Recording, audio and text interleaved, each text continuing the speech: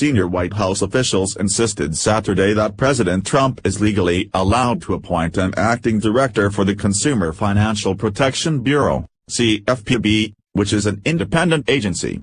Officials say Trump has the right to supersede an appointment by the exiting director.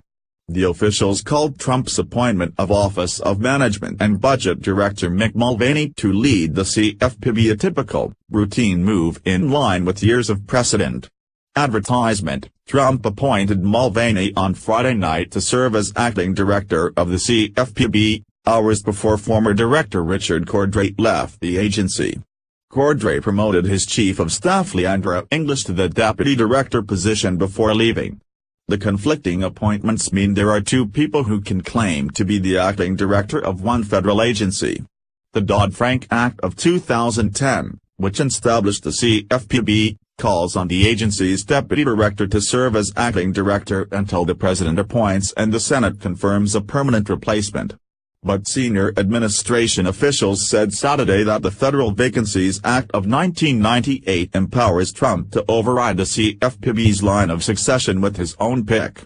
The officials spoke to reporters during a Saturday call under the condition of anonymity. The Vacancies Act allows the president to appoint any Senate-confirmed officer as the acting director or secretary of a federal agency or department. Legal experts say it's unclear whether English or Mulvaney is the rightful director of the CFPB, but senior administration officials said years of precedent supported Trump's decision. One senior administration official said the CFPB's line of succession continues to be available as a default, but that the Vacancies Act is also there as a way that the president can supersede the way those agency statutes work. The common objections that you hear in these various blog posts online is that the CFPB statute said the CFPB deputy director shall serve as the director, said the official. That's clear in lots of these statutes that the Vacancies Act trumps. The official said the White House consulted with the Office of Legal Counsel before nominating Mulvaney, and the office will likely release a brief supporting Trump's move within the day. The official also said the White House doesn't expect any legal issues with Mulvaney's appointment, and didn't expect it to derail the agency's work.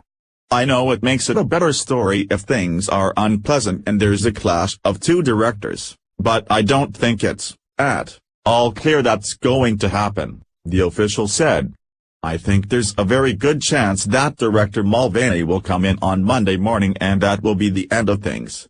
Despite the White House's assurances, the dueling appointments have triggered widespread confusion among experts and concern among the CFPB's regulated industries. Several groups aligned with Cordray's CFPB have insisted that Mulvaney step aside, while Trump's supporters have defended the president. We've gone out of our way to avoid an unnecessary legal battle with Director Cordray, and his actions clearly show he's trying to start one, said the administration official. English, a senior CFPB employee, would likely continue the agency's aggressive enforcement actions and sweeping lending rules. Mulvaney, a staunch conservative who once called the CFPB a sick, sad joke, would likely freeze or significantly change the agency's current agenda. Mulvaney will also have to balance overseeing the CFPB while working with lawmakers to fund the government and raise the debt ceiling before the end of 2017. Failing to do so could risk a government shutdown or the United States defaulting on its debt. The other administration official expressed no concerns that Mulvaney's role at CFPB would detract from his responsibilities as OMB director. The official said Trump picked Mulvaney because of his work in Congress on the House Financial Services Committee, his budget experience and previous Senate confirmation.